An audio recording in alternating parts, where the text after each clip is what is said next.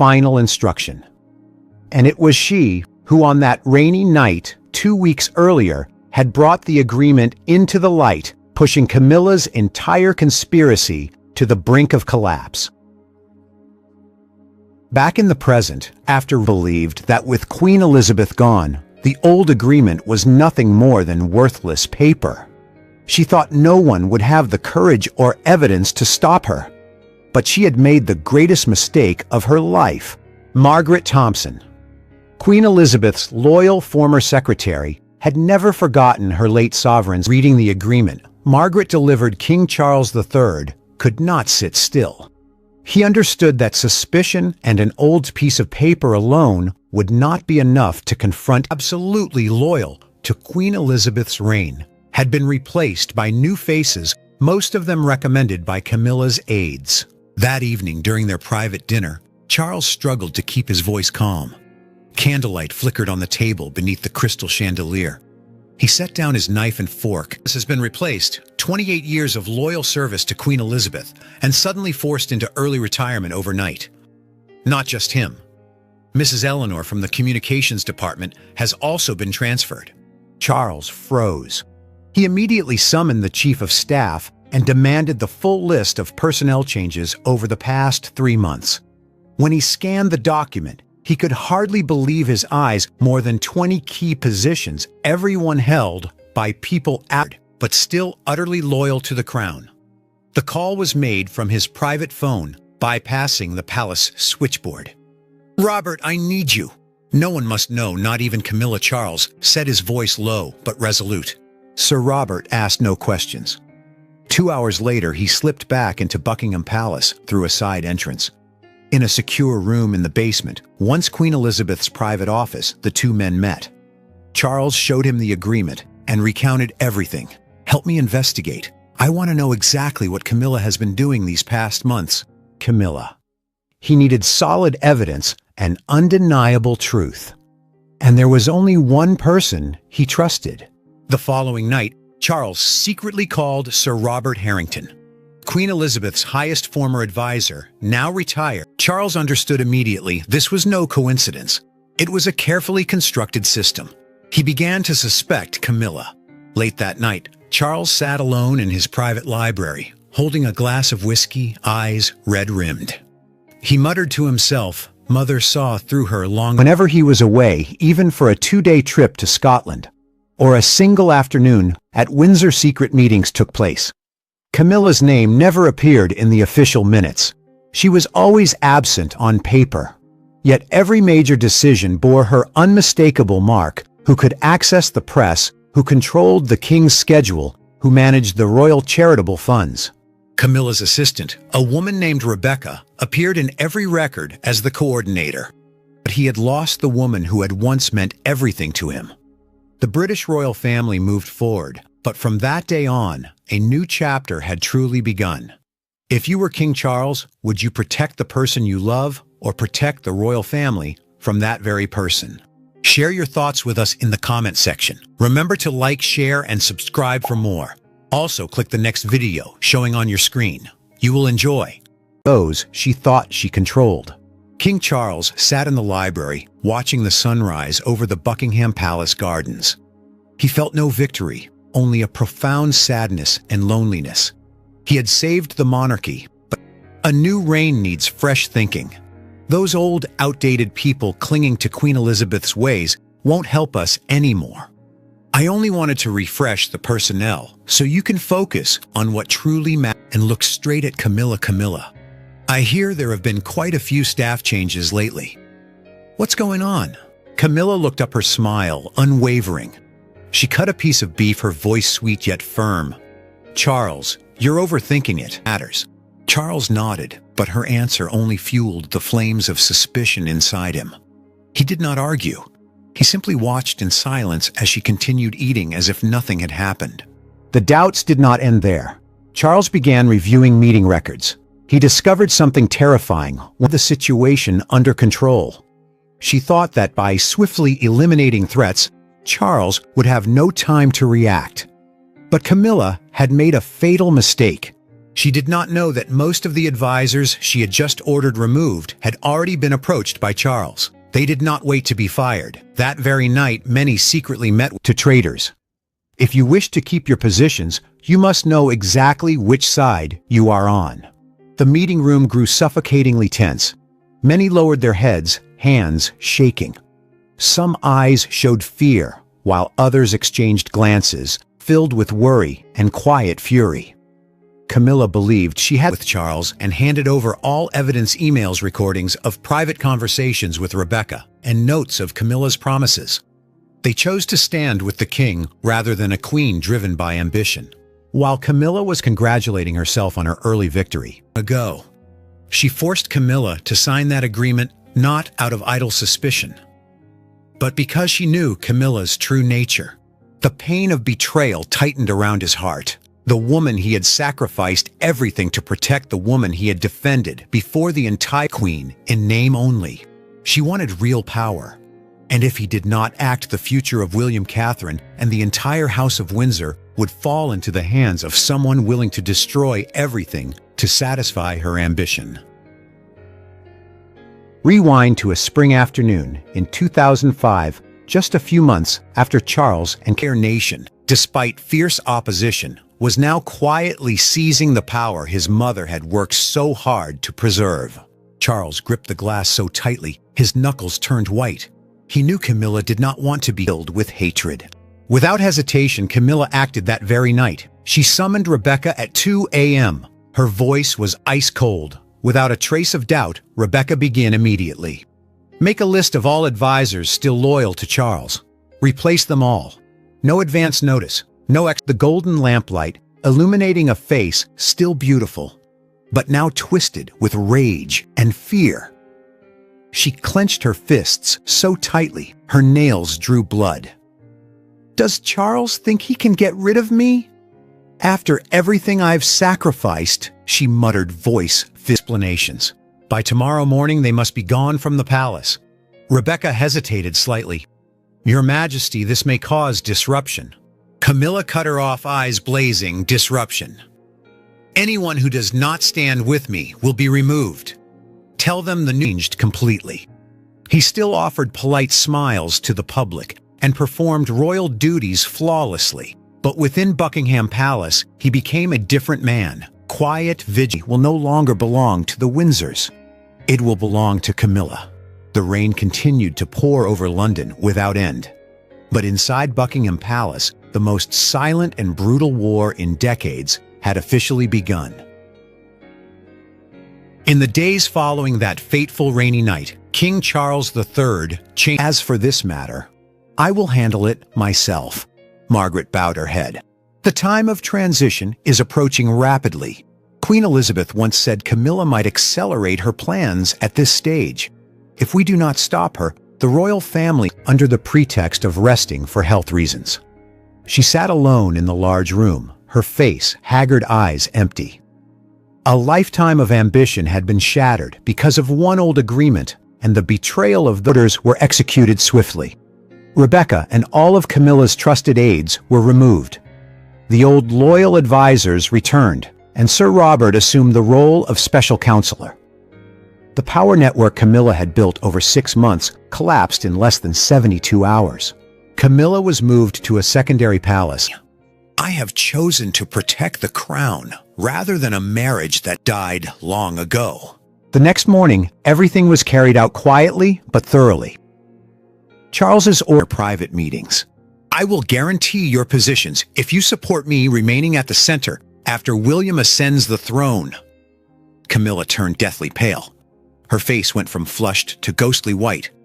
She staggered back, gripping the chair for support. The advisors, they've been jealous of me since the day I entered the royal family. They want to drive us apart. Charles remained silent for a moment. He looked at her, the pain of betrayal clear in his eyes. Then he rose slowly, his voice low but resonant like thunder. You think I know nothing? He signaled. An aide entered and placed a thick dossier and a small recording device on the table. Charles pressed play. Rebecca's voice rang out clearly, followed by Camilla's in their...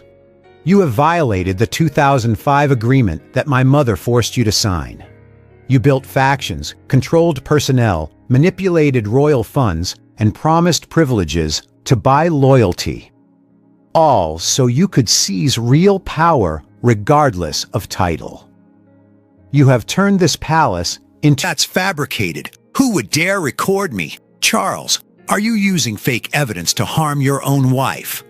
Charles shook his head, his voice filled with pain, but unwavering. He opened the pages of the dossier and pushed them toward her. These are signed statements from 14 advisors, complete with dates and internal emails to your own kingdom. Camilla trembled, her voice breaking with rage and panic. I did it all for us, for the royal family. William is still young, and Catherine lacks experience. I am the one who knows how to keep the throne secure. Charles, you cannot do this to me. Charles saw her truly cry. You wouldn't dare. The people will stand with me. They will call you the betrayer of marriage. Charles turned away, his voice cold, yet heavy with sorrow. The people will understand when they learn the truth. As for me, but your network will be dismantled immediately. The loyal advisors from my mother's time will return to their positions. As for you, the Royal Council will meet privately to consider stripping your title of queen. Catherine will replace you in official ceremonies. Camilla screamed, tears streaming down her face. For the first time, I am the queen. Charles looked straight into her eyes, his voice hoarse with emotion. You did it for yourself, for your ambition. My mother saw through you back in 2005. Today, I will not make this public. The royal family cannot endure another major scandal and tormented by doubt. Charles began watching Camilla without her knowledge. Each morning at breakfast, he still chatted lightly about the weather and upcoming tours. Yet his gaze had grown sharper. Charles now saw the mask behind that smile, the mask he had once believed was love. The real suspicion exploded on a Wednesday afternoon. Charles had just returned from a brief meeting with the Prime Minister. As he entered his private office, he overheard anxious whispers from the hallway. A group of staff members was talking worriedly. Mr. Thomas, observing her every smallest gesture. Camilla remained as graceful as ever. Her hair elegantly styled, her warm smile reserved for her husband. But Her Majesty once said that Camilla would never be content to remain merely a shadow. Charles sank heavily into the leather chair, crumpling the paper in his fist. He felt a sharp pain pierce his chest. The woman he had fought his entire life to place on the throne, the woman he had loved with fierce passion, was now the one secretly stabbing his mother's legacy in the back. He looked at Margaret, his voice low, but filled with determination. You have risked a great deal coming here. I will ensure your safety. Isolated. Their authority was stripped. They were moved to insignificant duties, while Camilla's people took the key positions. Camilla never appeared directly in important meetings. She always remained in the background, directing through encrypted messages and private encounters. She wanted to become the true power controlling the monarchy without anyone daring to criticize her openly. In a late-night conversation with Rebecca, Camilla had once whispered with steely resolve, I have waited too long.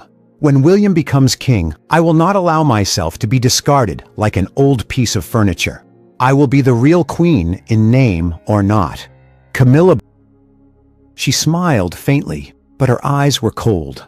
Charles, who have you been listening to? I only support you. You're busy with the new reign, so I handle the behind-the-scenes work. Why are you suddenly doubting me? After all these years together, you still don't trust me. Her voice was full of grievance. Camilla stood abruptly, hands on the table. Or are you listening to those other meeting with quite a few advisors lately, haven't you? I hear Rebecca has been busy organizing many meetings on your behalf. Camilla set down her knife and fork, looking at her husband with feigned surprise. The investigation was over. The evidence was complete. Now, only one thing remained: a confrontation with Camilla. and he knew that confrontation would not be gentle. But Camilla was not easy, stabbing him, stabbing his mother's legacy, and stabbing the future of his son. Charles rose and stepped onto the balcony overlooking the dark garden. A cold wind blew through. Queen Camilla is attempting to turn the royal family into her personal instrument. Charles sat motionless, eyes red. He did not rage or shout. He simply felt pain so deep it felt as if his heart were being crushed. The woman he had sacrificed his honor for, the woman he had fought the public to defend, was now secretly. His hands shook slightly as he opened it. Inside was a carefully typed document bearing the clear handwritten signature of Camilla Parker Bowles before she became Queen Camilla. Charles read line by line, his voice growing heavy. Camilla pledges not to interfere in the line of succession, not to build her own faction, not to control the royal household or its financial funds. She will only fulfill ceremonial duties and support the king. Margaret lifted her head, eyes glistening with tears. That was the agreement signed in 2005, right after Your Majesty married her. Queen Elizabeth forced her to sign it. Its secretary through the most difficult years. She told me, when the time of transition draws near, and if Camilla begins to act, deliver this to Charles. She opened an old leather bag and withdrew a thick, faded yellow envelope. Charles took it. Cause a disturbance. The woman refused to retreat. She clutched the iron bars of the gate, her voice hoarse from cold and desperation. I'm not insane. My name is Margaret Thompson. I was Queen Elizabeth's private secretary. Immediately, her cries echoed above the pounding rain. Two guards in striking red uniforms rushed forward, rifles gripped tightly. One shouted, "Leave this area at once. This is a restricted zone. You are not allowed to call." The coat she wore flapped wildly in the wind. She was no longer an ordinary woman. She had become a ticking time bomb, screaming into the stormy night. Let me in. I have a secret concerning Queen Camilla.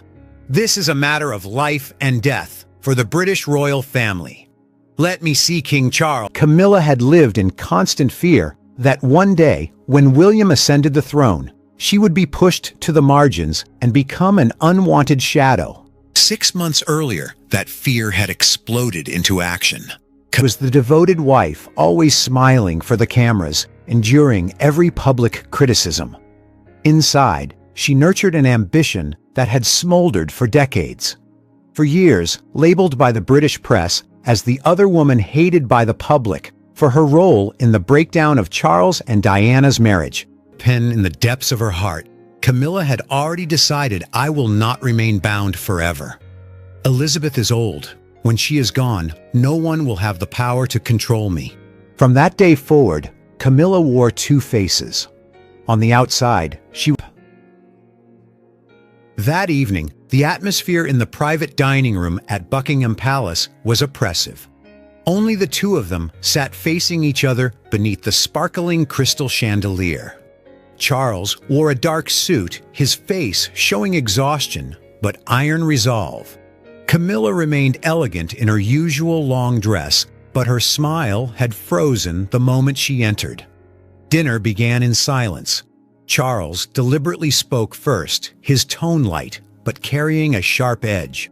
Camilla, you've been... Charles now held a full arsenal capable of destroying her entire network. She still had no idea that the real storm was about to break.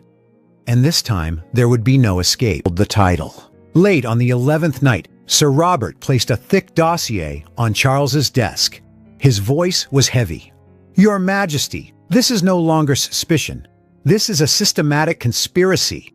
Special favors from increased budgets for personal projects to guaranteed positions and privileges for those who supported her role as the real power behind the throne after Charles stepped aside. This was not a series of small changes. It was a complete plan to restructure power control of the media, control of finances, control of key personnel, and ultimately indirect control of the line of succession. Camilla was preparing a shadow reign, where she would be the true ruler, even if William held Camilla's official marriage. Windsor Castle still carried the fresh scent of blooming primroses. Queen Elizabeth II, then 79 years old, but with eyes as sharp as a blade, had summoned Camilla for the most private meeting imaginable. No secretaries, no advice. This is a vital commitment to the crown. Camilla sat opposite her, hands clutching the edge of her skirt. She tried to maintain her usual graceful smile, but inside she was in turmoil. The agreement lay on the ebony table, the text clear. Camilla Parker Bowles pledged absolutely not to advisors, just the two of them, in a small, quiet room overlooking the flower garden. Elizabeth sat upright in her high-backed chair, her voice calm, yet carrying the weight of the longest reign in British history. Camilla, today, you must sign this document. This is not a ceremonial formality. Easily deceived. She was intelligent, sharp, and possessed the instincts of a predator. Within 48 hours of Margaret's appearance, she realized everything was changing. First came Charles's eyes. At breakfast, he no longer met privately with the king for over 20 minutes that night. Camilla understood instantly. The 2005 agreement had been exposed. That night in her luxurious private bedroom at Clarence House, Camilla did not sleep. She sat at her dressing table, looked at her with the familiar tenderness. His gaze was distant and wary, as if regarding a stranger. Then a loyal palace staff member whispered. The former secretary, Margaret. Within 4 minutes, King Charles's personal aide appeared. After listening to the short security footage, the aide turned deathly pale and hurried inside the palace. On the second floor in his study, King Charles III sat alone beneath the dim golden glow of a desk lamp, holding a cup of tea that had long since gone cold. He was exhausted after a long day. Secretary for 12 years. Camilla has violated a secret agreement. If you don't let me see the king, the royal family will collapse from within. The guards hesitated. One called his superior, accessed personnel files, internal meeting minutes, email, histories, and movement logs of the assistants. Charles quietly summoned advisors one by one for private meetings at staggered times with no official records. Every meeting revealed the same chilling detail. Advisors once loyal to Elizabeth hesitated at first, but when presented with initial evidence, Sir Robert accepted the mission with a grave expression. Over the following days, the investigation proceeded quietly but relentlessly. Using his old authority